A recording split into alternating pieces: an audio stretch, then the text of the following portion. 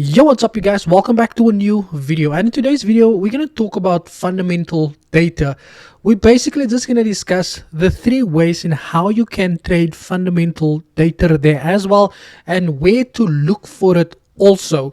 Now, if you are new to the channel, a sub would be appreciated, as I provide valuable educational content on a daily basis. And if you do find the information useful, then by all means smash the thumbs up button. Let's try and get the video to 100 likes. By me helping you and you smashing the like button, you basically making sure that YouTube recommends the video to someone else. So I help you, you help someone else, and that's basically how the whole ball run goes, right? Now, for those of you that do not know, fundamental data is news related data, right? It's news related data. It is data, it's basically news, and news is the number one factor that impacts the markets, right? The pricing of the price of the currency, right? Now, you know this, I know it, that the currency is directly impacted by the news. Now, we obviously use technical analysis, right, to find a good entry in the market, but fundamental analysis drives the long-term momentum of the market. Again, go look at USDX and you'll see what load shedding has caused the country so far. Now, you might sit there and wonder to yourself, okay, what is the ways in which we can trade it? The first thing you have to understand is there's a site called forexfactory.com, right? This website basically simplifies the news for you so that you don't have to go and read whether the news was positive or negative for a specific currency. Now, in order to go and look for the currency that you want to trade, you click on this little box here, which is called a filtering box, and then you look for the currency that you might have a big interest in. A lot of people like AUD, you click AUD, but I basically look at USD. Why?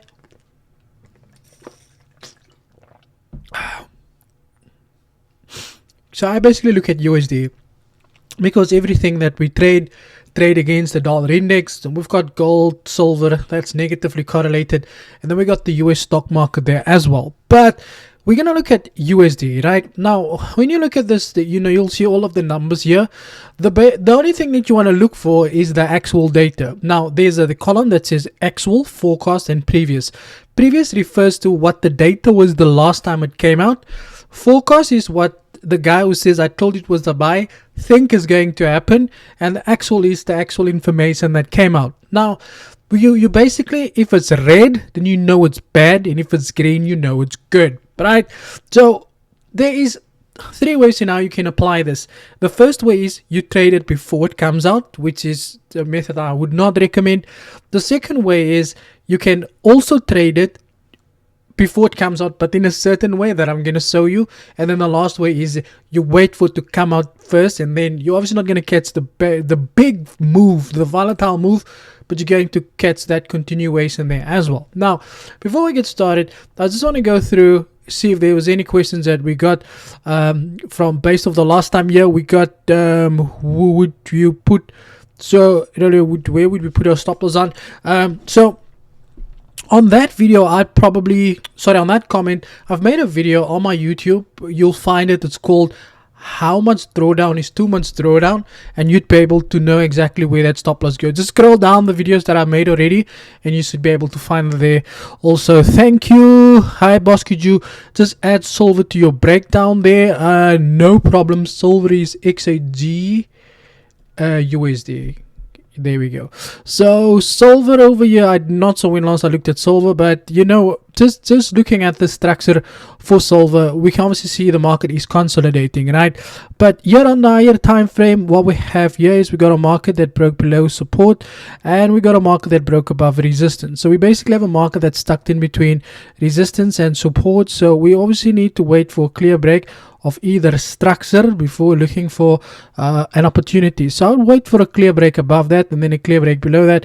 Not much news coming out this week, so not much volatility coming through there as well. But like I said, wait for a break because we are consolidating there, my good friend. Thank you. Hi, could you that I did now. Loving the new mic. I actually had this mic all the time. You just could never see it because I used this camera over here. You are a wonderful mentor. Thank you. It will come into your support. Yes, another great video. Thanks. So then there's a lot of thank you messages, and I appreciate that, guys, 100%. If you ever need me to look at a certain pair for you, just drop it in the comments and I will do that for you also. Now, someone had asked me about the SMC smart money concept, if I can explain a little bit about it.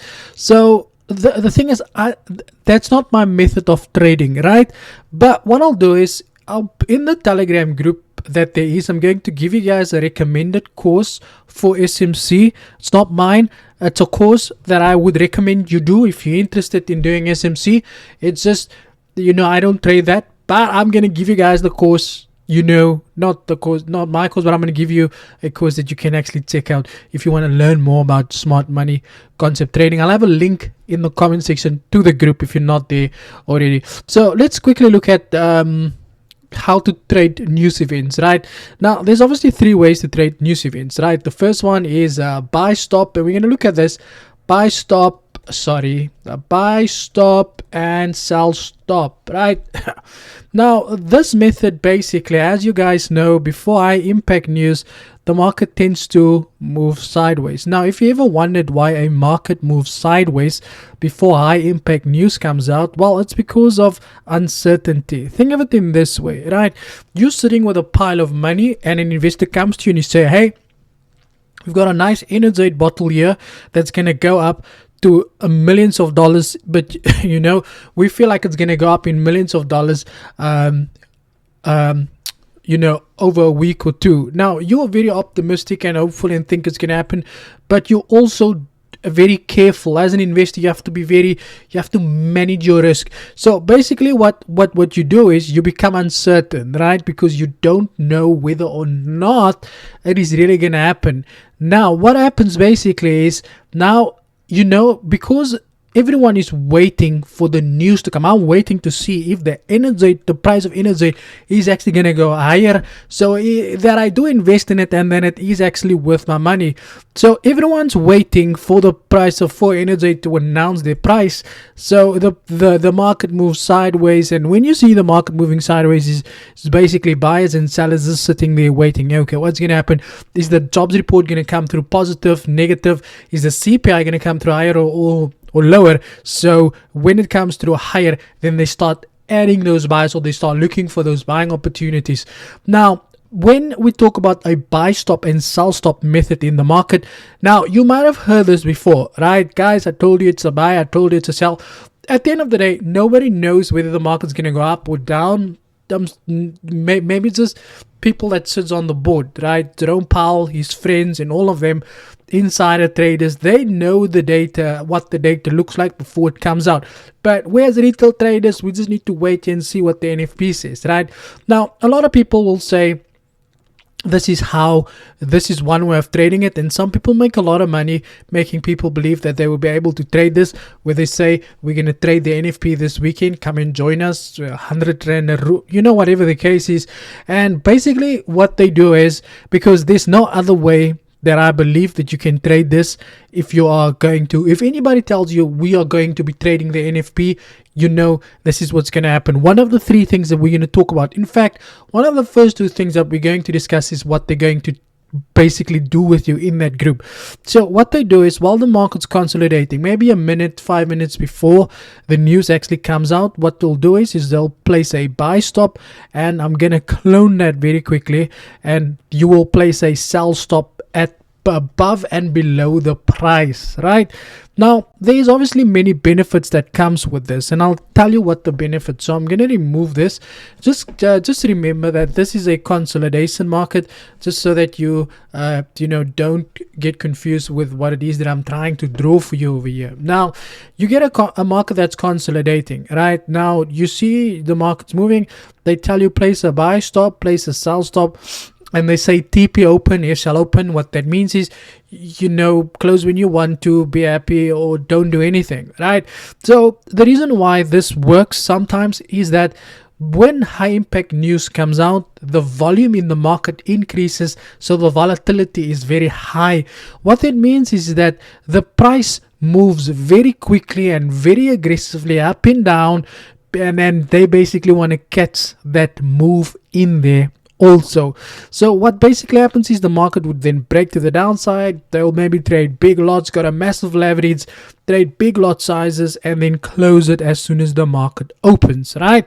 Now they take their profits over there and they go, oh, okay, cool, we've closed it, we're happy to take this. However, there's an upside and a downside that comes with this. Now the reason why I say so is that one thing about setting a buy stop and a sell stop is that market makers or the big institutions, they can see these positions in the market. And what you normally see with the market is that because we are in a consolidation phase, and the market would normally do that, right? It would then spike, activate that buy stop, then spike down, activate that sell stop, and then basically come back into that range, because normally people would place those stop losses here and there. The market would then activate that buy stop, activate that sell stop, hit that stop loss, come back, hit that stop loss there as well. Sometimes the market would hit that buy stop, hit that sell stop, then go back up. You might think because you've hit that first, now it's going down, you might think, oh, okay, I'm going to close the buy, hold the sell, then the market says, okay, there's no more buy stops, let's go back up there again. So this is a method that you can trade. If you do want to trade it, I would suggest maybe doing it with very high impact news like the Fed's interest rate decision, NFP, and obviously some CPI data there as well. Now the next method that we are going to be addressing, comrades, is number 2. This is basically buy and sell, okay, about 15 minutes before the news comes out, right? Now why does this work? Firstly, it works because a lot of companies, a lot of brokers, they don't allow the use of trading before 5 minutes before the news, right? Now I'm going to show you what this looks like, and let me just do this very quickly for you guys. Cool. So I'm going to remove this and then remove that, and we are going to remove this also and that. So like I said before, the market normally moves in a consolidation, right? So basically what you do is you buy and you sell at the same time, right? So obviously your buy is gonna have a stop loss somewhere around there, and your sell is gonna have a stop loss somewhere around there. Now basically what you also have is that for your buy, you're going to have a TP located somewhere there, about a few pips there, somewhere up there, right? And for your for your sell, you're gonna have a TP somewhere there. Remember, if your stop loss is 10 pips, I know you're gonna get slipped somewhere, but if your SL is 10 pips, your TP should be about 30 pips. That's it. You'll make 2 times or 3 times the amount that you would potentially lost. So number 1, you buy and you sell at the same time, right? Obviously you have to manage your risk. Basically what happens is that if the market decides to go down, your buy stop loss will hit, but your SL take profit might hit. I'm not saying it's gonna hit, right? Number 2, if the market does spike to the upside, your sell stop loss will hit, but your buy take profit will hit TP as well. For this, you obviously have to make sure that you've calculated your risk, so you don't go in blindly and not know what it is that that you're going to lose at the end of the day. But it's important that you understand what your risk looks like when it comes to a situation like this. Now this method I've taken directly from a method of trading that I have seen when I've done a lot of back testing with fundamental data. Again, I don't trade it. However, this is another method on how you can trade. Now, the third method is basically the most important method.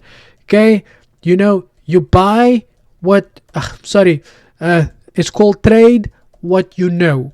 Okay, and basically this method refers to understanding what the news was. Was it positive news? Was it negative news?